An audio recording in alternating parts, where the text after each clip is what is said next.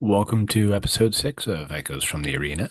This is entitled Women in Sports, Part 1, in a continuing series that we plan to have from time to time, discussing the role of women in the history of sports and women's sports in general. Greg, I'm going to turn the role of host over to you for a bit as you take us through the history of three women who were maybe lesser known but pioneers and have significant roles to play in the role of women's sports. Thank you. Glad to do it. Yes, these women were I like the fact that you use the word pioneer because they were pioneers. They were innovators.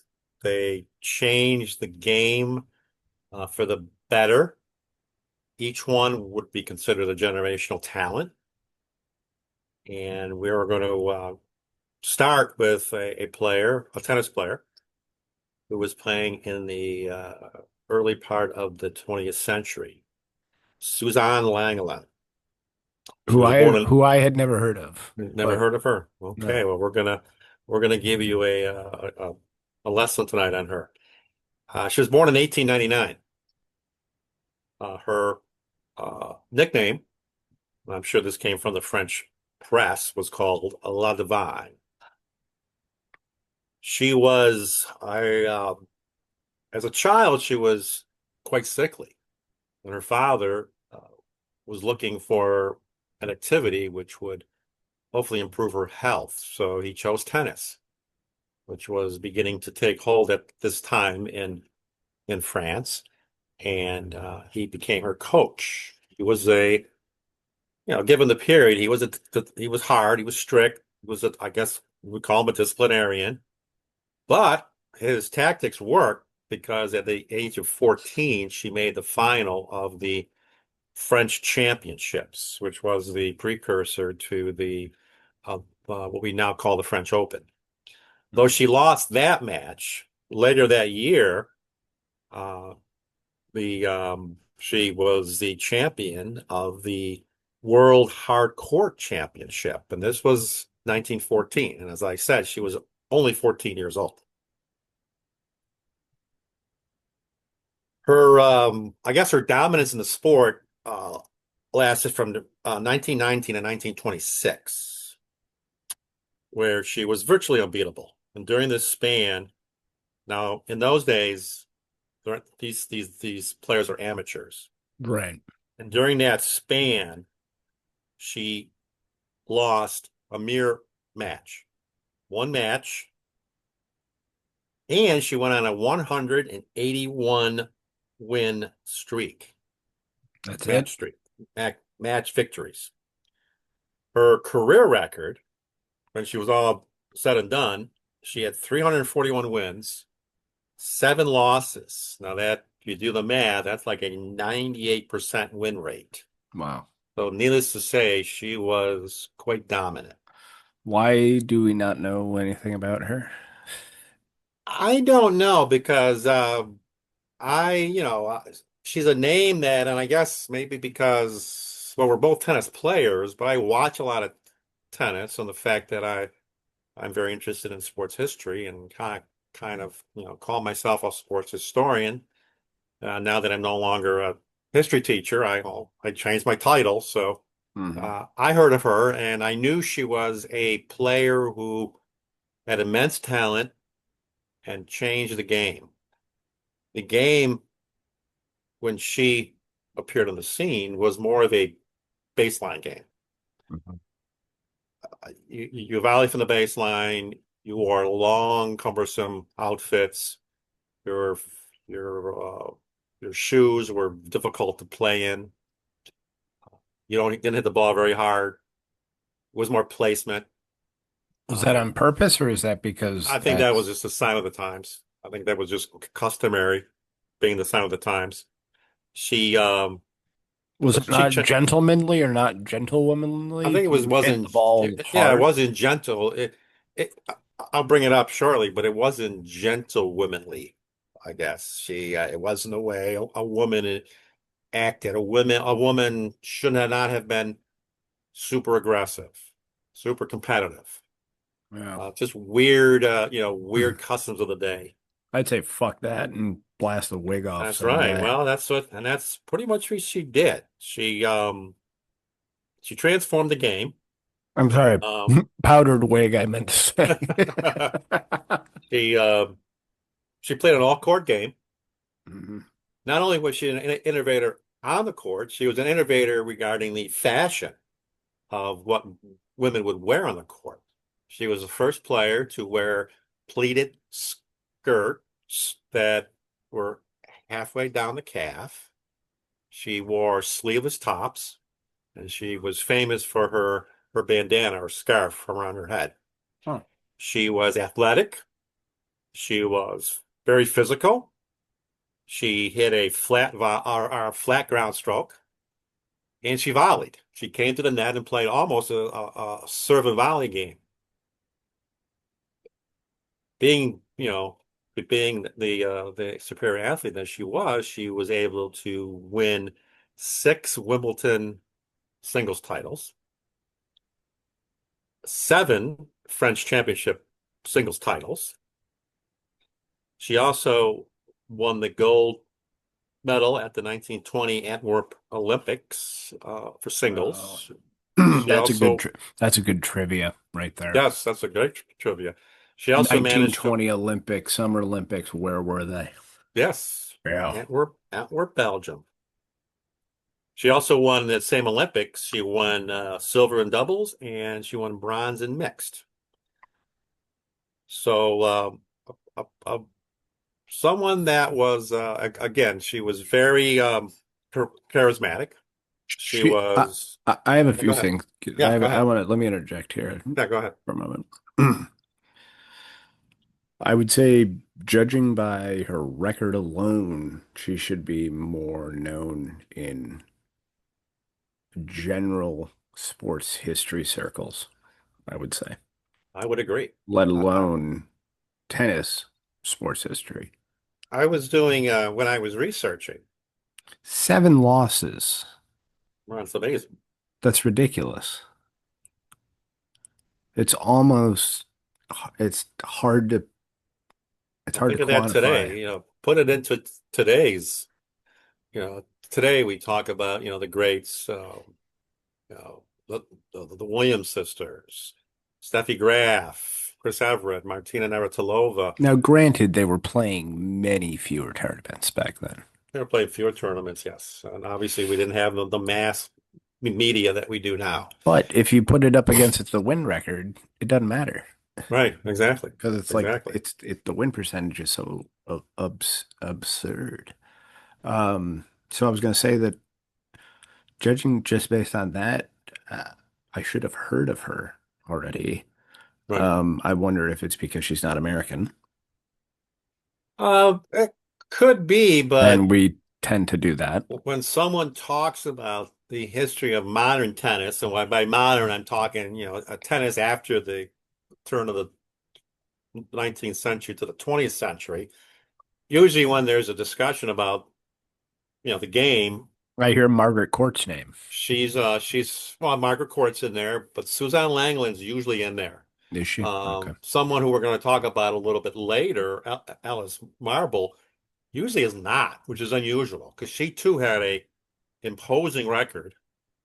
Also, a player which I'm going to talk about in a second here, another American, Mhm. Helen Wills, who later became Helen Wills Moody, was a great champion at the time that Langland played. But how many people know Helen Wills? I've also Have never you heard heard of of her? her. You never heard of No, her either? Okay. if you said Helen Moody, I'd assume it's a great, sounds like a great blues musician.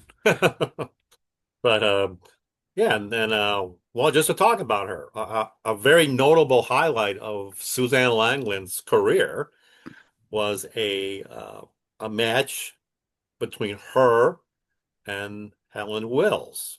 They played it in Cannes, France, Con, I or believe. Cannes, is it Cannes? Con. In 1926. At the time, it was deemed the match of the century, Mhm. and Langland won 6-3, 8-6. So in straight sets. So a very, as I say, a very interesting character. She was known for her outspokenness. She would flip rackets now and then. She would I sip cognac during the changeovers. So I there you go. I I guess she could I be considered understand why the that bad could girl of not. tennis. I understand why that shouldn't be done. What's With that? kids watching, sipping Oh, cognac oh, so from in the cognac. middle of breaks, but I could also see that working to your benefit Yes, to just kind of definitely. loosen you up a It little bit. loosens you up. Yeah, loosens you up. Deal with. Yeah. They didn't have sports psychologists back then, so I Well, guess you were that taking was the nips sports of cognac. psychology. Yep. So there you go. Interesting. So that's a little tutorial on Suzanne Langlet. She is in the Langlin? I believe it's pronounced Langland, yes. How's it spelled? It is spelled L A Langlin. it is spelled Lenglan, Longland. And unfortunately, she died young. She died at age 39 of pernicious anemia, which Mm, was a inability to process B12. So jeez. a very meteoric career. But she made her, as I say, she made her statement both with her on-court uh, instinctive play, her aggressive play, and then the fashion uh, part of the game. Oh, that was the other thing I was going to say. I have to imagine the sleeveless thing either drove people nuts or pissed some people off. Well, I'm sure it did Something both. fierce. It did both. Okay, moving on. As I said, there's three that we're going to discuss. That's one. The next one is an American. Her name was Mildred Babe Dietrichson Mm. Zacharias. She was the seventh child of Norwegian immigrants who settled in Port Arthur, Texas. She received the nickname the Babe after she slammed 5 home runs in a childhood baseball game.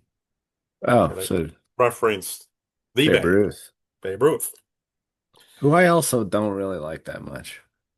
Yeah, Babe, I don't know. I don't want to be, I don't want to be, I don't want to say that he was overrated, but I don't know. I really don't know. I think if you took in all the factors like the dead ball era Uh-huh. and the fact that pitchers pitched 9 innings, that And they there were really wasn't throwing, it's like relieving. you were throwing, yeah. Yeah, How many of those homers were against guys who are dead ass tired? yeah, their arms are dead. Late innings, I don't want to so get I off don't on know. I don't want to get off on any kind of jag or anything, but it seems like the greatest players from some of these sports are some of the guys that I can't stand. Wayne Gretzky can't stand him. Babe Ruth can't If stand him. I question how great they are I was ranking compared to their hitters, peers. um, well, yeah, well, you had, But Babe had Garrick, who I thought was an amazing ball player, and I'm certainly a better athlete. Although I would say Babe was a better athlete than most people thought. But at what? Putting down well, hot he putting dogs down or hot dogs and and beer. booze. But I don't know what I yeah, guess when I say peers, I didn't mean like his time in um like chronologically.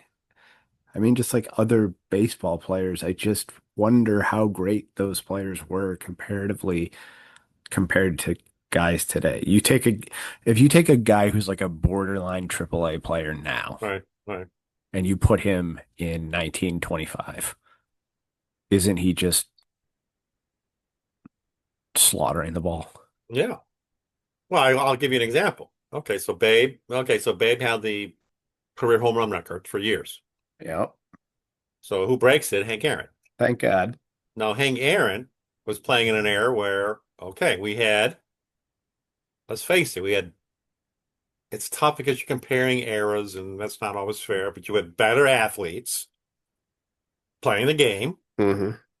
You had pitchers, you had short relievers, you had long relievers, you had closers by then. They So existed he, by then. so he was looking at good pitching late in the game.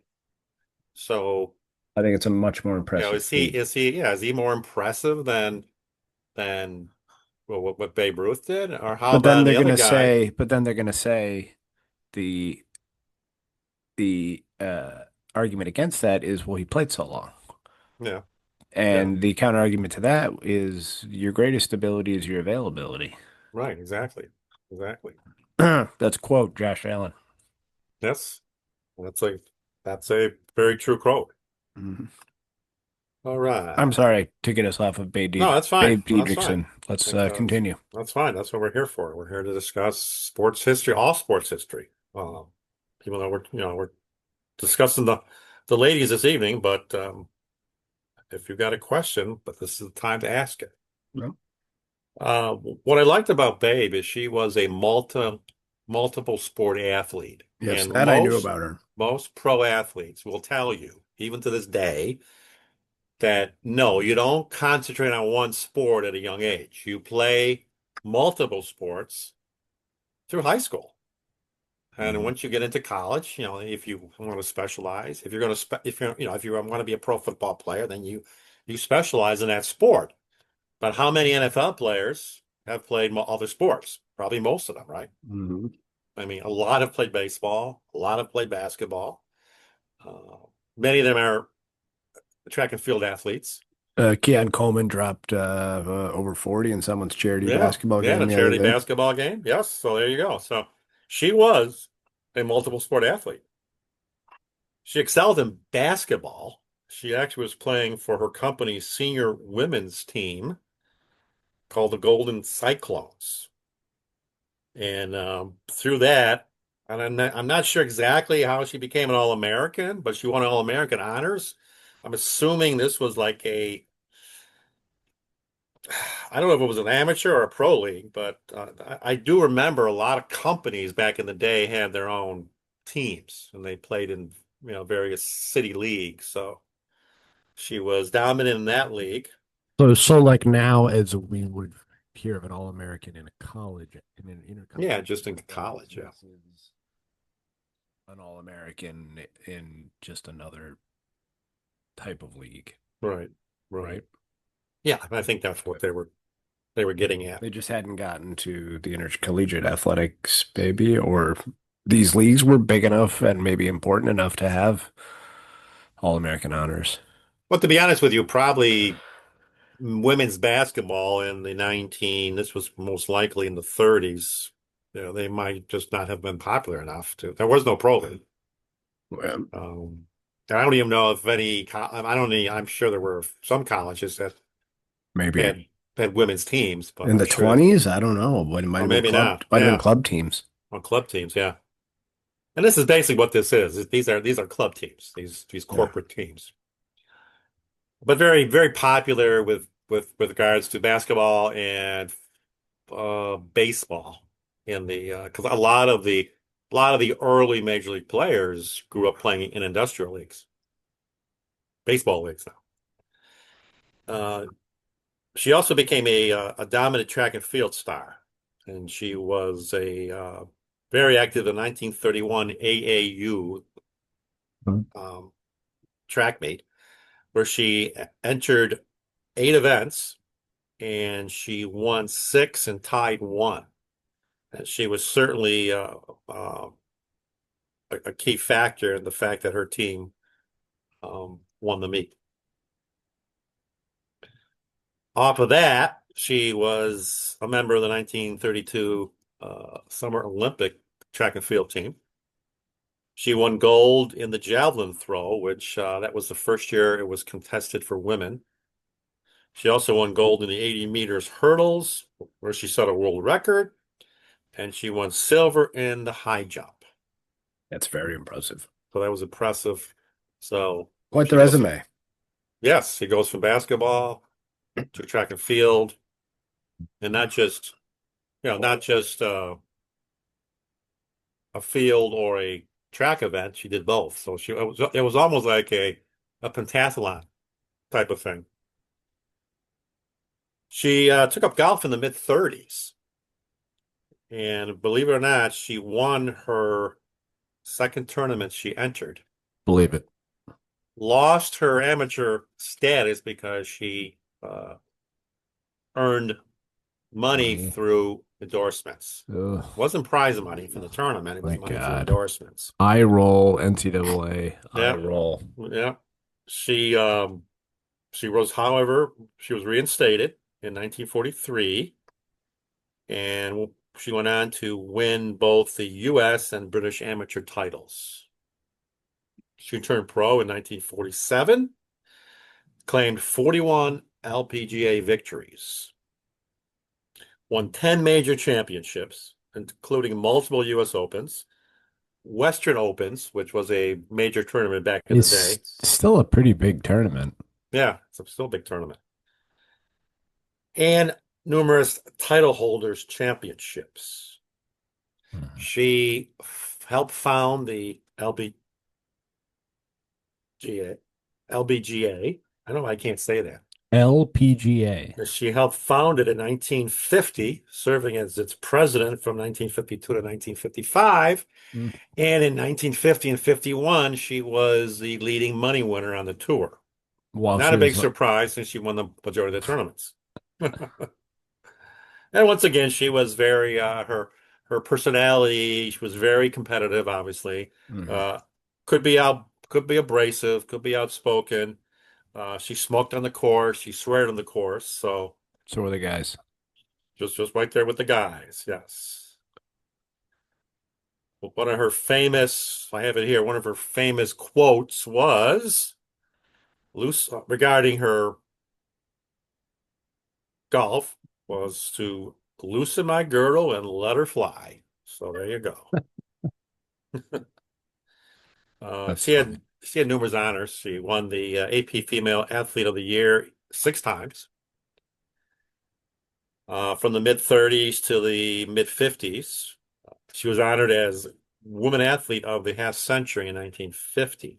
She was inducted into the LPGA and Golf Halls of Fame. Also, she's in the U.S. Olympic Hall of Fame and the National Women's Hall of Fame. So there you go. So a true trailblazer, a multiple sport athlete, and one of the founders of the LPGA. Very deserving of the honors bestowed upon her.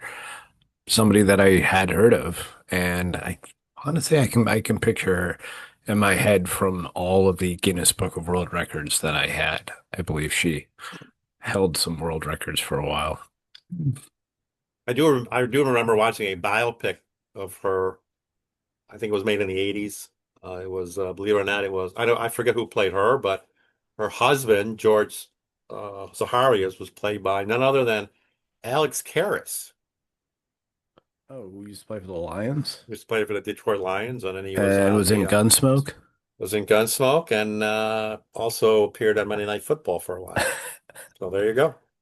And that right there is a perfect example of piece of information that I will know that will never make me any money, That's right. ever, ever at all. That's right. I was not alive for any of those things. May maybe the Monday Night Football part. I don't know. Yeah, you would have seen him on Monday Night Football. I believe he was the second group after Don Meredith retired or moved on. I think So we have to Carrots be post Carrots was in 80 the booth. 82 because 80 Yeah, I wasn't born till 83. yeah, because Monday Night Football started in what, in 71? Once again, not alive, don't know. Yeah, 'cause I was in high school. I was a senior in high school, and the first game was, believe it or not, I remember that the very first game was the Browns against the Jets with Joe Namath.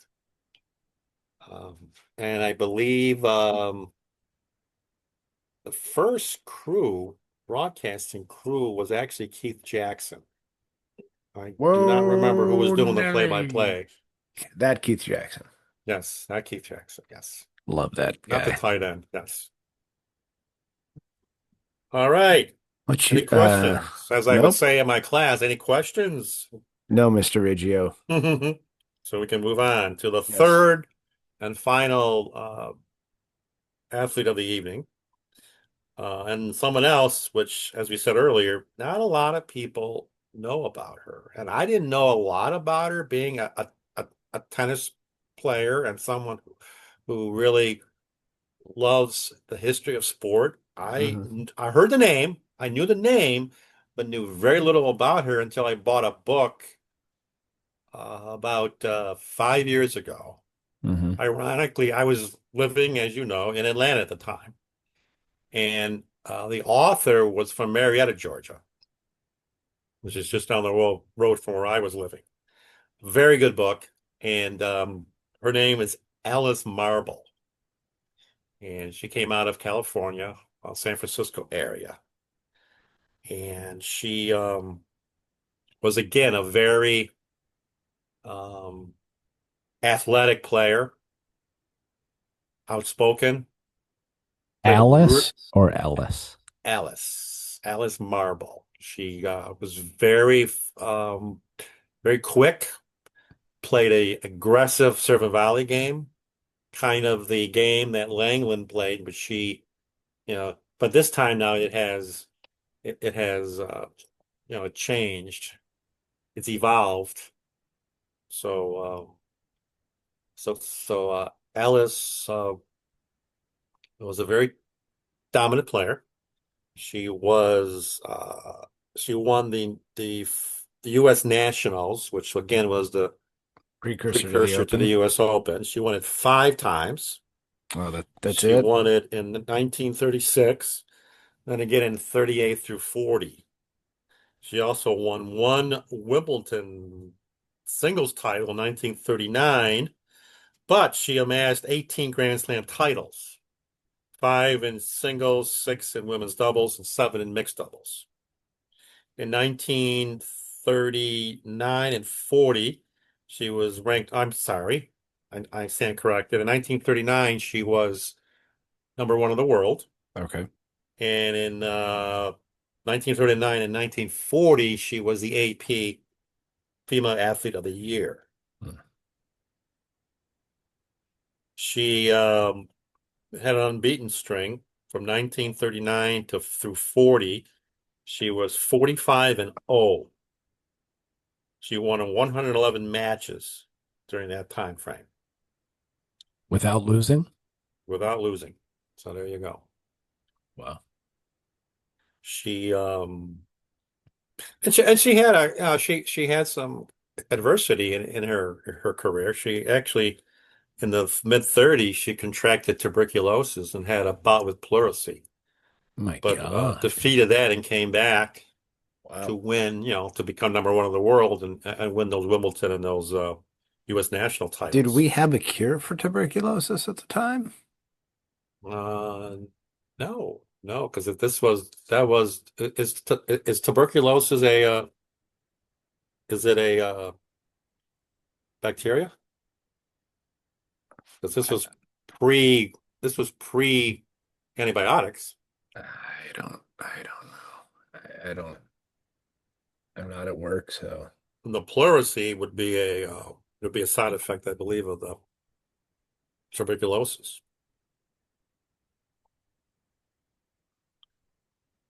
And she had a very interesting Yes, it's a bacterial infection.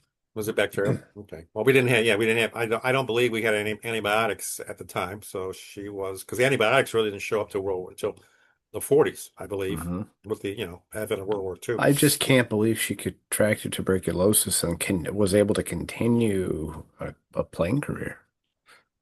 And I remember that being discussed in the book. And, she had many dark days that she thought, her career was over. As a matter of fact, she thought her life was over. Very sick and just fought back, and I think a lot of it is just sheer will and just, doing what you need to do to heal up. I have a fly in here that's driving me nutty. That's why I'm Mm. swatting things. I thought you were just talking with your hands a lot. But she had some interesting she had some, she well I want to bring up something else first and then I'll talk about her post competition career. She in those days again, money was not You couldn't, grandiose. you really couldn't, you You could really hardly, couldn't live on what you won yeah. playing tennis. They did do a lot of barnstorming. They did do a lot of exhibitions to Mhm. augment their income. Right.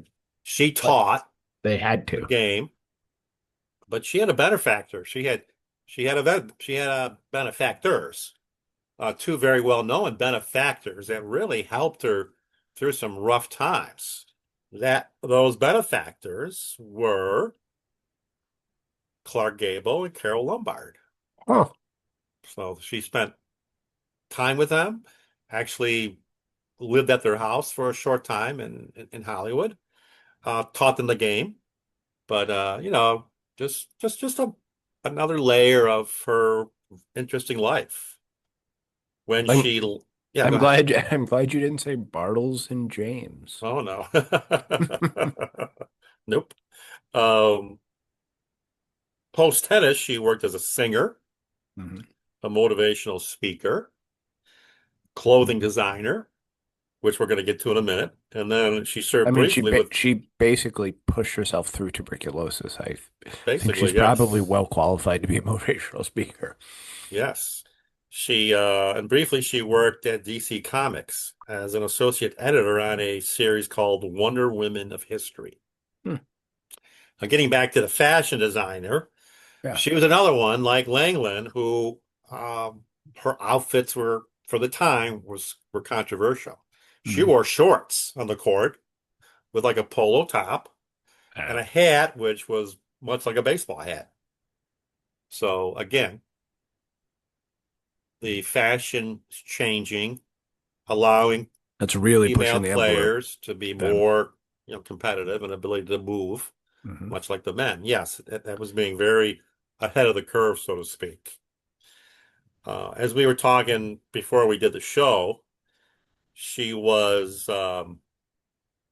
she claimed to be a spy, and various historical sources have been unable to identify the smoking gun where they could unequivocally say, yes, she was a spy. But When you in say her spy, we're talking World War II World spy. War II, I'm sorry, we're talking World War II. I remember from the book that I read Hmm. that I prefaced earlier, she was in a relationship with a gentleman from Europe. They Well, went to, and I think the insinuations were that he was involved with somehow with the German government, possibly espionage. mhm. Okay, so they were in Switzerland and she was gathering financial intel on the Nazis. Mm. Allegedly, she was wounded by gunfire, survived, and the account was in a book that she had, her autobiography. So, certainly I'm not saying that this is all made up, but it's unusual that historians can't seem to connect the dots, so to speak. Unless they're that well hidden. That could be well hidden. Yes, it could very well be well hidden. She was also a civil rights pioneer. Okay, so in 1950, we had a young African American girl by the name of Althea Gibson. Mm-mm. And you and I go to the U.S. Open every year. We've seen the statue of her Yep, I know it well. outside the tennis center. Excuse me. Well, when she burst on the scene, she was winning tournaments, minor tournaments with ease. But at the time, it was very difficult for her to qualify for the Open. A lot of politics, a lot of nonsense was going on. Racism. Let's just call it Well, what it is. racism, definitely. And so Alice Marble wrote an editorial for a lawn tennis magazine where she basically chastised the establishment. for not allowing this girl to play.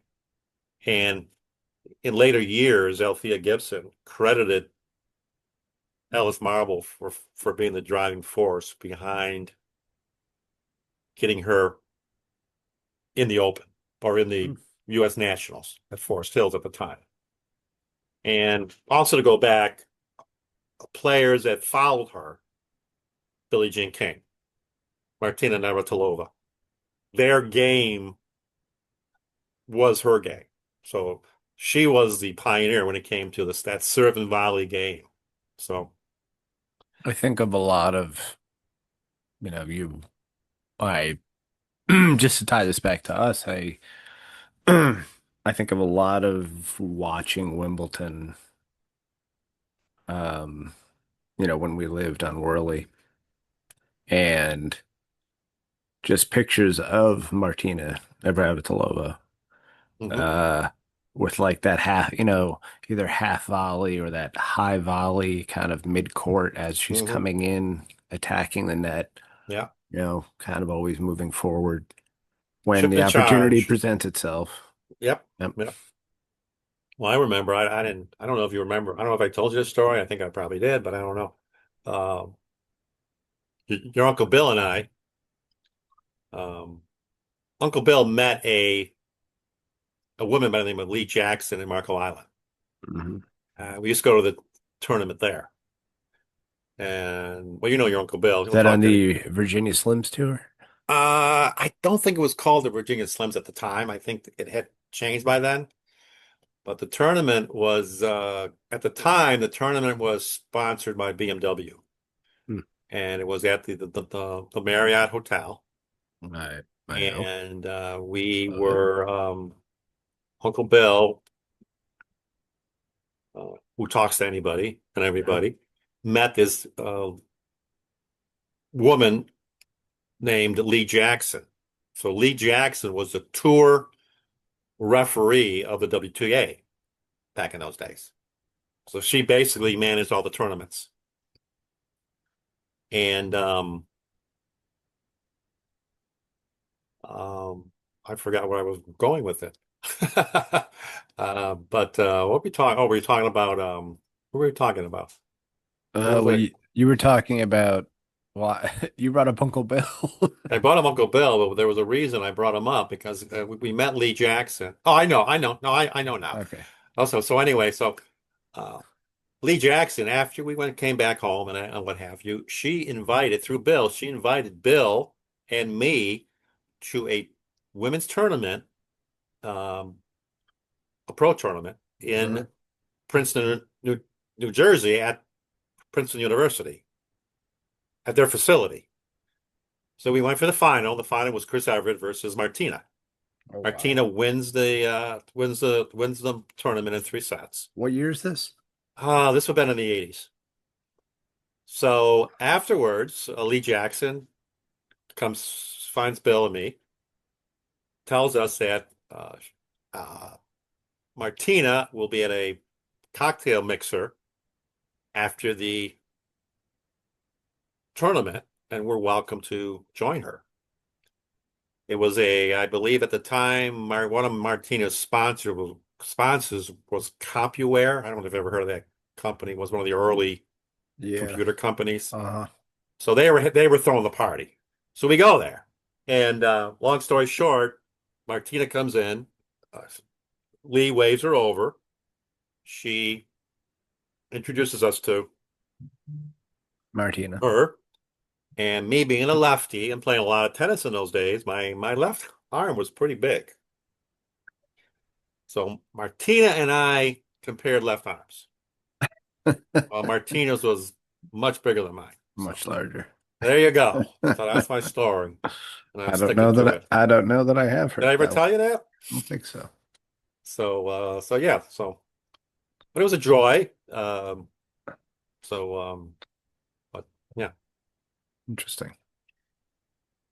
So only one of these three women had I heard of prior to us discussing them, um, and this evening, and that's Babe Diedrichson.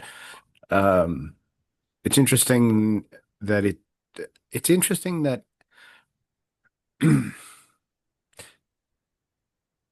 I know that we want to talk about at a later time kind of the modern state of women's sports, but I just want to Hmm. make this point, which is think about the fact that there have been multiple pioneers that on the women's tennis side that have pushed that sport to the place that it is now, where Hmm. it's arguably bigger than the men's game.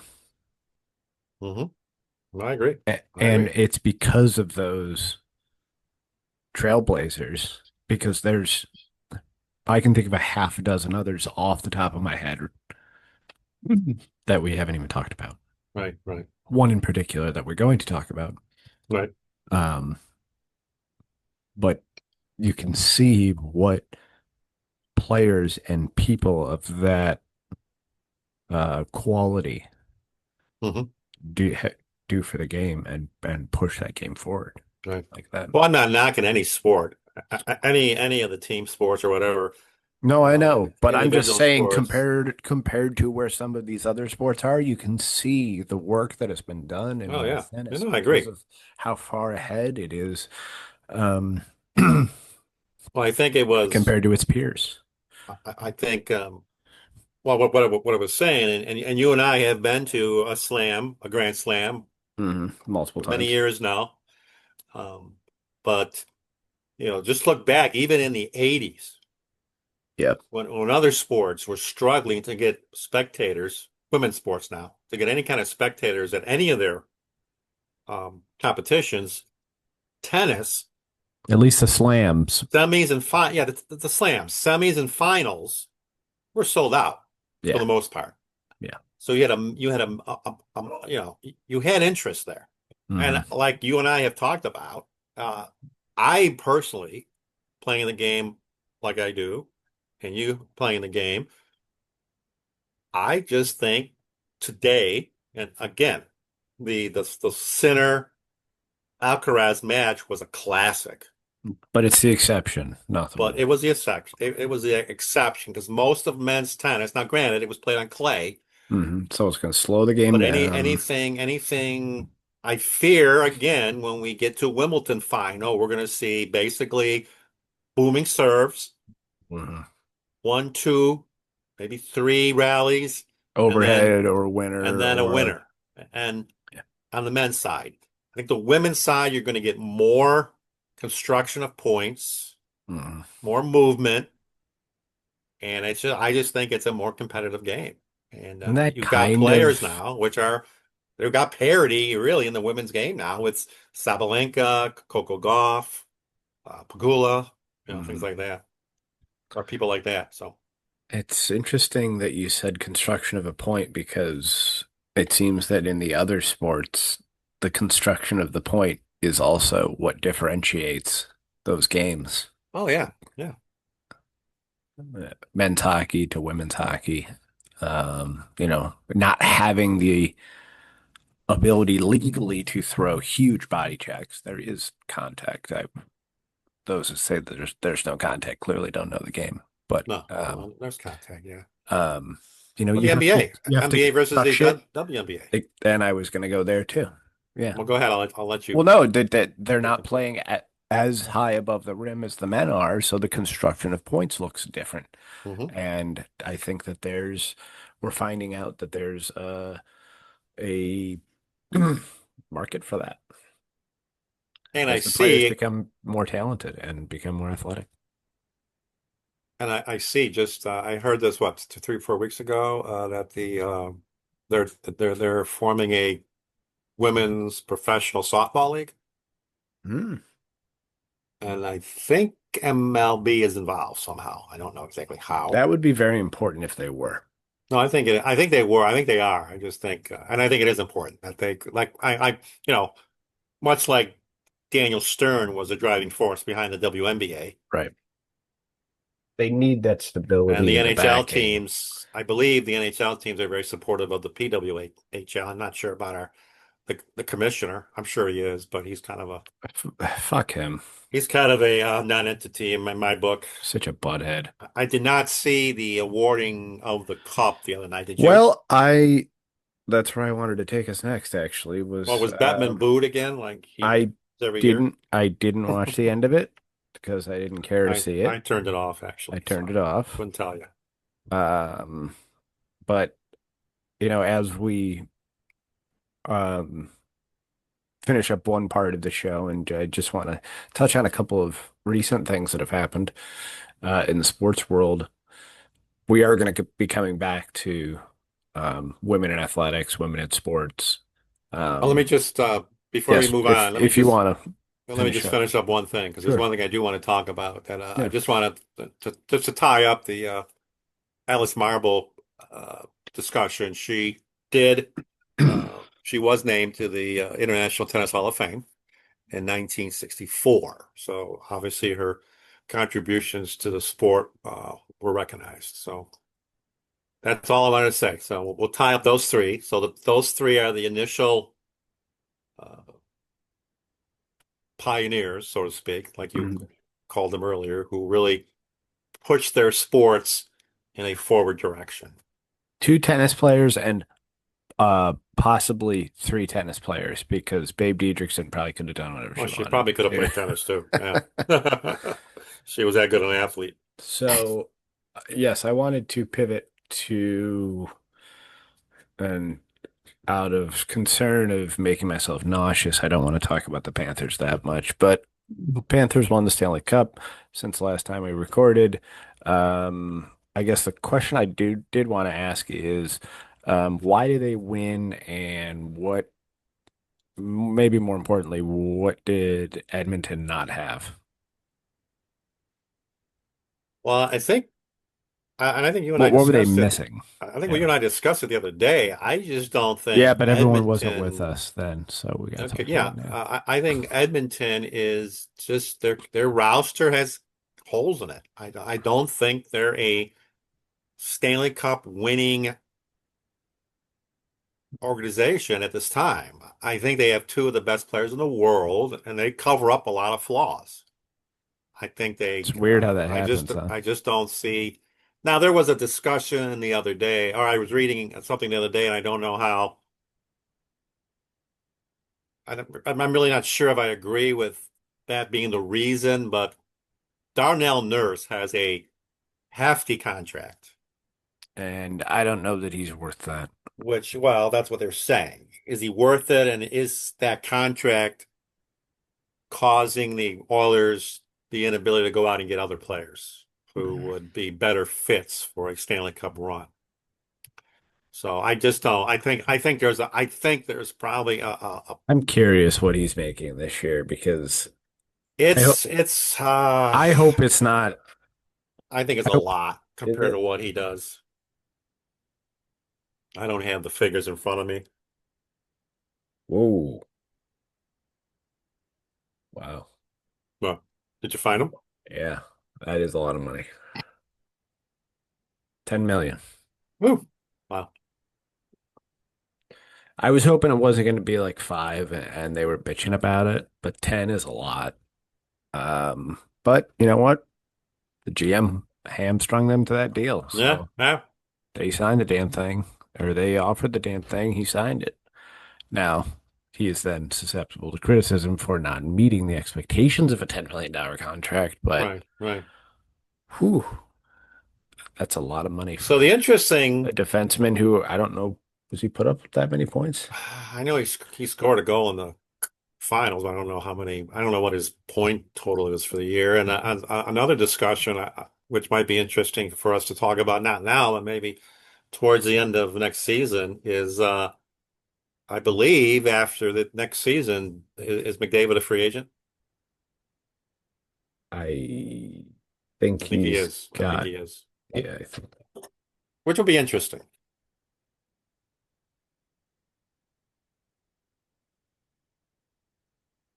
yeah, 1 year from July 1st. Okay, so He's 28. that will be interesting. Interesting, interesting free agency period next year. Ooh, I'd be sweating some bullets if I were them right now. Well, I think that I just if I'm reading between the lines, I did see some post-game comments, and if I read between the lines, I know there's frustration there, which is normal for having lost the cup I'd be now more curious how he feels in another month. 2 years in a row. But yeah, we'll see how it feels in a I mean, while. at least But they're getting to the cup. For Christ's sake, we couldn't even get to the I playoffs. know, no, They're they're getting the complaining cup, about and not they winning the got cup. They got that series was 2-2. It was 2-2 going back to Edmonton. yeah. And the other thing I was going to discuss regarding your question is I'm not sure if we're talking, world-class goaltender, which it seems like you need those to win a cup. Couldn't you also say that, and I, this is gonna be hard to disagree with the way that I'm asking it, but couldn't you also say that Florida just got more bounces? I think they did, yes. Because Edmonton was a bounce away from being up 2-0, Hmm. hold and serve at home, going to Florida with Hmm. Florida needing to win game three. Yeah, yeah. No, I agree. No, I think they got some bounces, and I think you need that But that's what to you win a need to cup. get to win a cup. Yeah, yeah. And you need bounces to win any championship. You need bounces to win the Super Bowl. You need bounces to win the Cup. You need bounces to win the NBA championship. I You need give, bounces to win the World Series. feel So like yeah, have we not earned a season's full of bounces in the NFL for crying out loud? you Entire would think seasons so. full all the way through to a Super Bowl victory. You would think so. Jesus. Okay. Um, Other thing I wanted to talk about. Have you seen the devolution or evolution, depending on how you feel about him, of um Brad Marchand's spiral after this? I really can't stand him being a Sabres fan, but I have seen some video of his I guess I call it you call it a bender, I guess, but it doesn't seem to be uh it's not really hurting anybody. Have Right, you right. have you seen have you seen this? I Just have not the seen that. No, I absurdities. have not. I have not seen that. You're gonna He have was to at a enlighten me on He that. was at a Dairy Queen, serving out the window of a Dairy Yeah. Queen. Um, there was video of him. Is it this morning or yesterday morning? Of Sasha Barkov in a Finland jersey because he is Finnish. He is Finnish. I think he had like his own Finnish jersey on, but they were dragging Martian out of a club and like he was trying to wiggle away from them and get back into the club. Like, I don't know, I did like not it, see that. I did not but see that. yeah, I just learned I didn't know Barkov was a Finn. I thought he was a Russian. no, he's not. He's Finnish.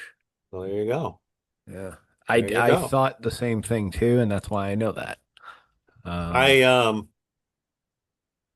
Well, again, I didn't see that with Marshawn, though I'm not surprised at all. But I also think, Marshawn's that type of guy that if he's playing against you, we talked about this earlier. He's a rat. He's a pain in the rear end. mhm. He can take a lot of liberties and get away with stuff. I He really can't needles stand you, that shit. but again, if he played for Your our team, team, we'd love him. we would love him. So Yeah, Barkov is from Tampere, Finland, okay, which I believe is that also where Solani is from? I think he is also from there. it does ring a bell. Yeah. I Um, and I was reading today, and again, some of these things that pop up on social media is ridiculous. But I was reading today about potential. It wasn't anything that people have been inside angle, but where's Marshawn going to go next year? Because he is a free agent. Is he going to stay in Florida? There's talk about the Leafs. So I think he's gonna stay there. where in Florida? Yeah. Well, it would make sense because they're most likely I think primed to take a run again. at this point in his career, he doesn't need the money. He wants the rings, Yeah, he wants the rings. and he's already won three now. Hmm. So He's probably at the point where he's probably not going to play much longer. Right. So, So, these need to be deep playoff runs. These and I, need to be cup potential years. and I did hear that Florida is certainly interested in retaining him, but they did mention the fact that he might have to take a Take that. discounted offer. So we Well, shall see. as we discussed, he can maybe, because there's no income tax, That's true. Well, there you go. That's afford to do true. that. That's very true.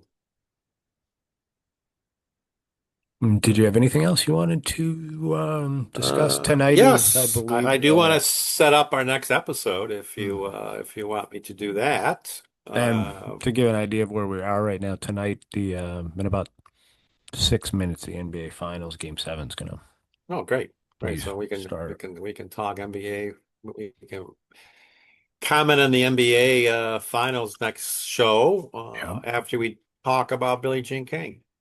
Uh, so our next show will be pretty much a show dedicated to Billie Jean King, what she has done for women's sports. But I How also, about just how about just humanity? well, that's what I'm She's going to done say. for humanity. Humanity, or for sports in general, or people in general. She's constantly traveling. She's in France now. She's amazing at her age. She's constantly on the road. Mhm. She's a driving force, like we talked about, behind equal pay uh, for women and men at the slams, uh, better pay for women, tennis players, and professional athletes in other sports, women.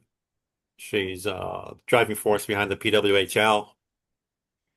So she's very, just one of the greats all the way around. But just wanted to talk a little bit about your interaction with her. Yes, you did have an interaction with the great Billie Jean King. I did, though I Shortly don't. after she retired from playing, So yeah, she's we were in Marco Island, Florida, and it was during the tournament which we spoke about earlier. mhm. And Billie Jean was working with a couple of the pros down there. I believe one of the pros she was working with was Gabriella Sabatini. I believe she was on the practice court. Sabatini was working with another young player. Mhm. And we were watching practices. And you were dragging a tennis racket, and you were probably maybe three, and you had your head down, and you Which I ran still into do. what you still do, and you ran into a pair of knees. And Mm. I looked at those knees, and those knees had like scars all over them. And I looked up, and as I was looking up, Miss King was messing up your hair a little bit, saying, "Hey, little guy, Which you at met the that great time, Billie Jean King." would have been blonde and curly, right? Yes. Yeah. Yes. And I was allowed in tennis facilities because I did not make noise as a That's child. right. That's right. Whereas your sister probably couldn't have been in a tennis facility at that No, age. no. But yeah, so you met the great Billie Jean King, and I wish I was so caught off guard. I didn't really have much to say to her, which I would have loved to say a lot. But Yeah, it was nice that she, was very, you know, sweet towards you and said hello, and that was neat. So I always remember that. yeah. So your touch with your That, intersection with greatness. right. It's a cool story. It's a cool story to Well, it was. talk about. And it's great that, she's still out there. I follow her on social media. Hmm. She's still out there Important getting voice for into, justice yeah, and justice, equality and politics. equity, Yeah, yeah. fairness. And And we'll talk about her in a future episode. yes, we're going to talk about her and about her dedication and her what she's given back to the game of tennis and sports in general and society in general. And then we're going to move on, as I said, we'll be talking about what we're going to do. We'll follow that up with the discussion of Title IX. And Mhm. this is where you come in with your background in in sports management and analytics, and we're gonna we're gonna dissect what Title IX is because I don't even know the formula that's used by collegiate programs.